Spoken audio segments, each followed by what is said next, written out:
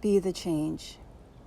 My first gig on Fire Island 6 summers ago forced me to step up to the plate.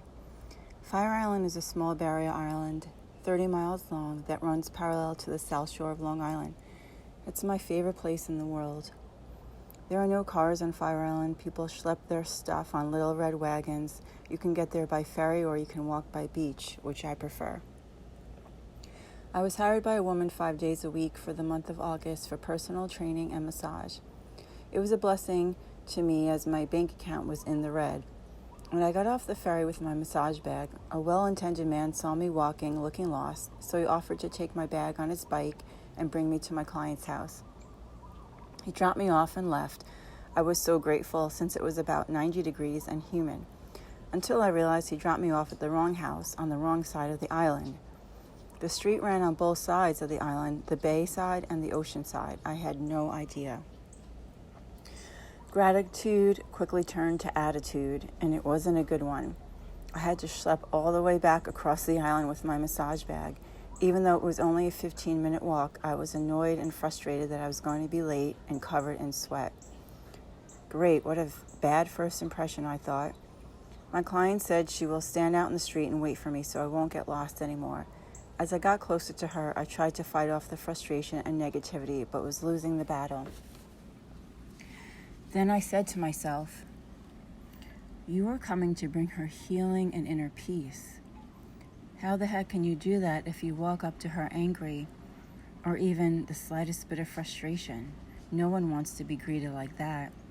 First impressions matter as they plant the seed. I took a deep breath, let the tension go, shifted back into being the peace, and greeted her with a sincere smile on my face. She offered me a shower because I was that sweaty, but I said I would just wipe off. She turned out to be a lovely woman, and I was so grateful for her generosity and kindness. We ended up hitting it off, becoming friends, and staying in touch after the summer was over. I even had Thanksgiving dinner at her house the following year with my daughter. What made me the happiest, though, is that I helped her find inner peace. I have encountered this situation many times during my yoga teaching career. Having awareness of my old ways of reacting with frustration, annoyance, and impatience helps me as I remind myself of my role and my purpose. Teaching yoga has been one of the most transformative careers I could have chosen. No coincidence there. Spiritual armor. In my journey toward healing, I gradually let go of the anger and resentments and found inner peace and contentment. My life shifted as I learned how to bring more balance into my life.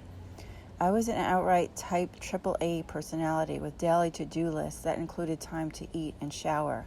I was that wound up.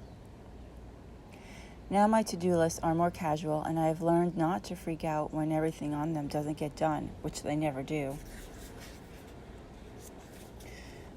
One of the ways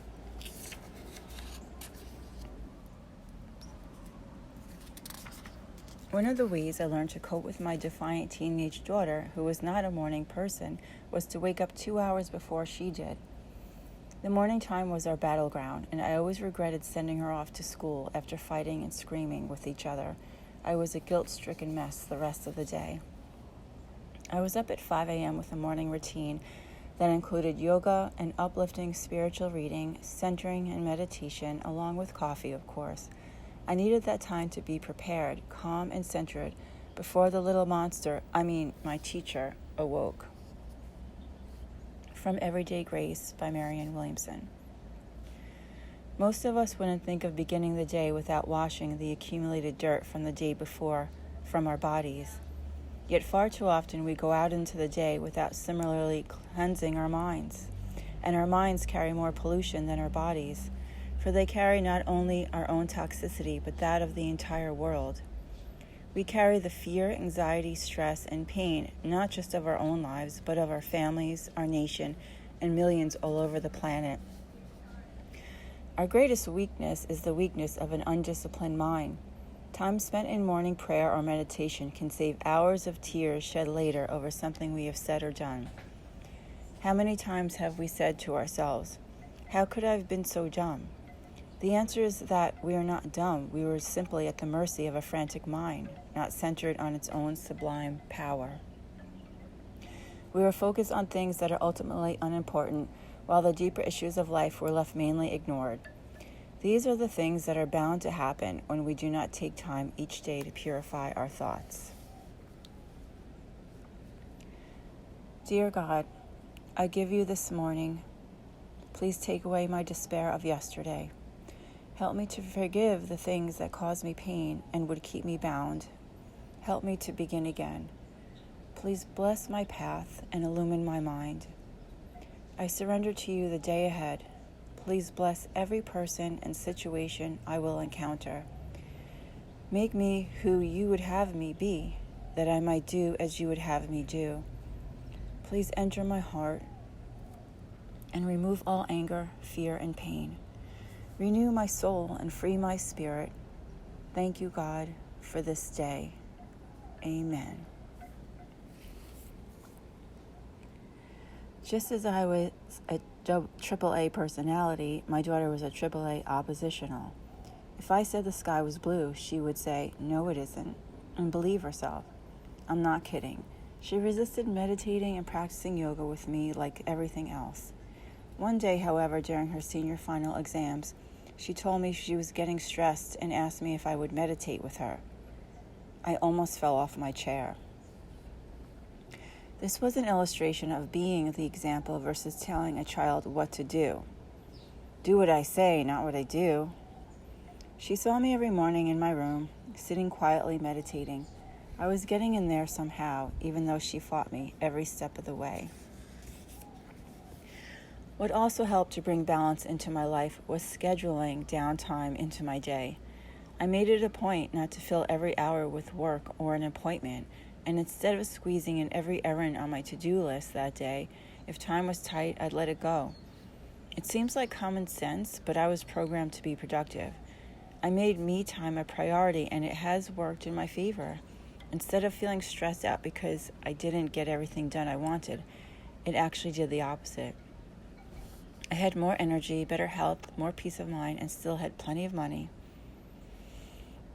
I also left more time driving in between appointments because on the road is where I still lost my patience rather quickly.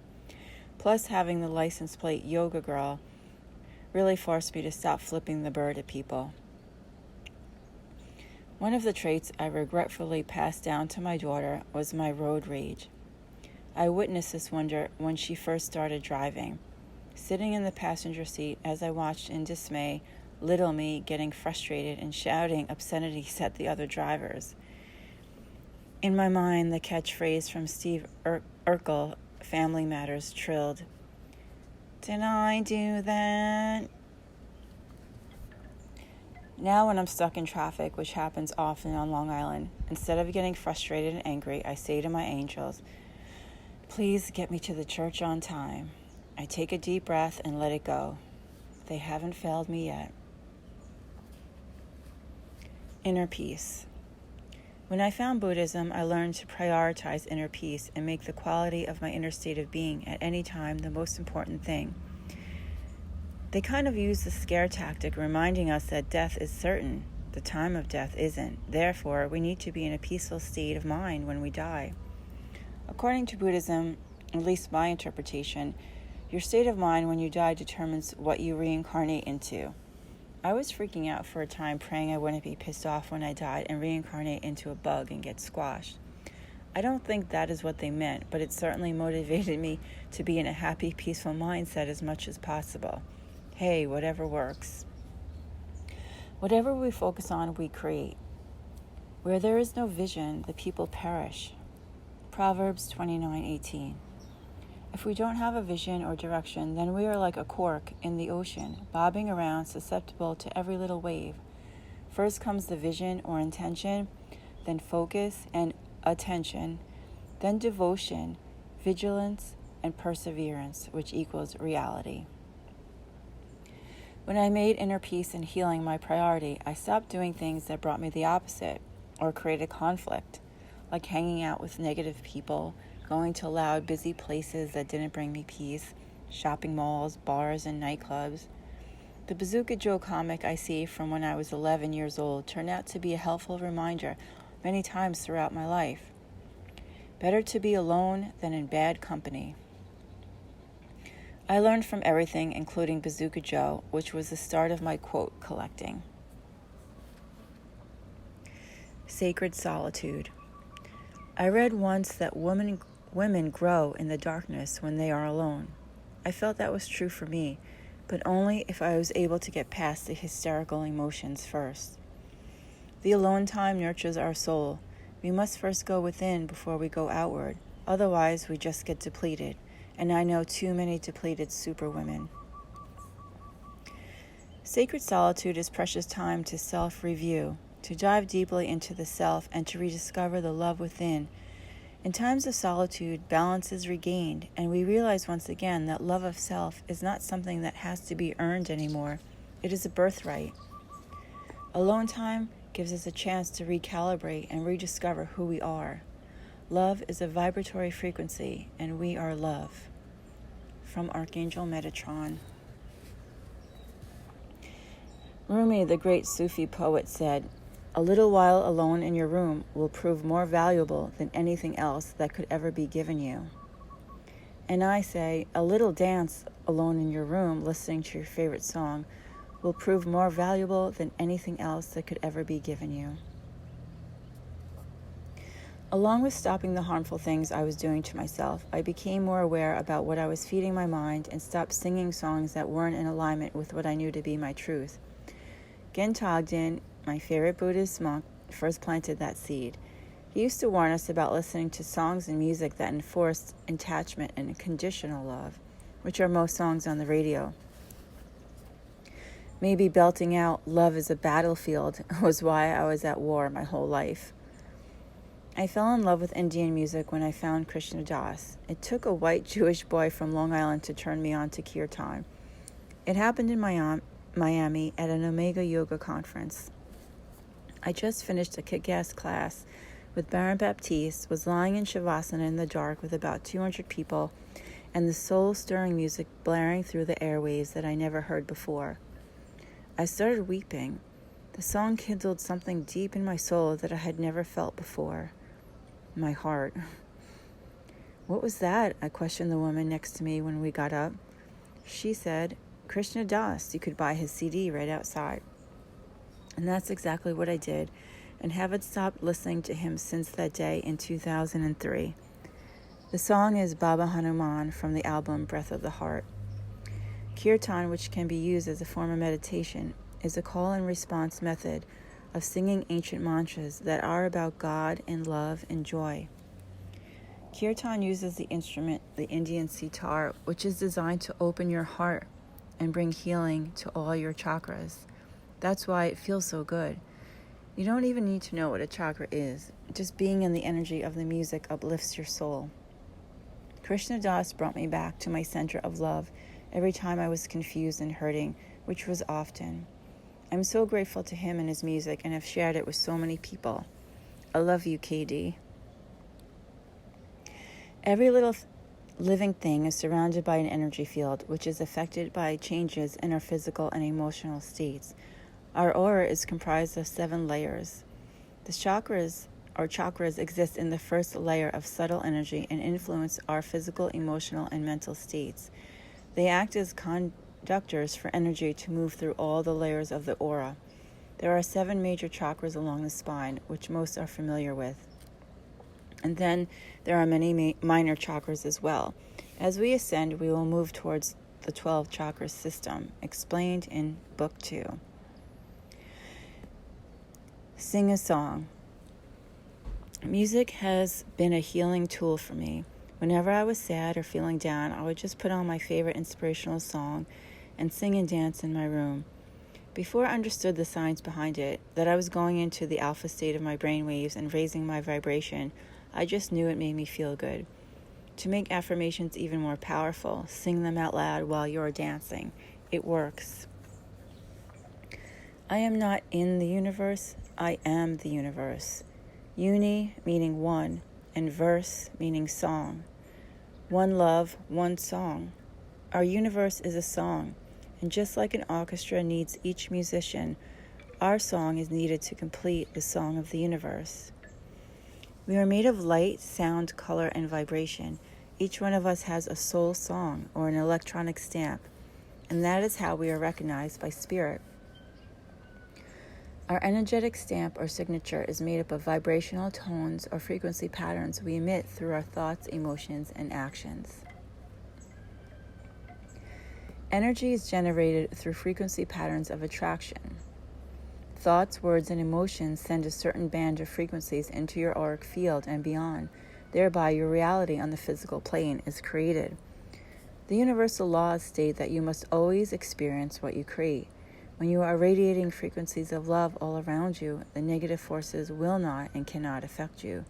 From Rona Herman. That's why love works. Bring me Om.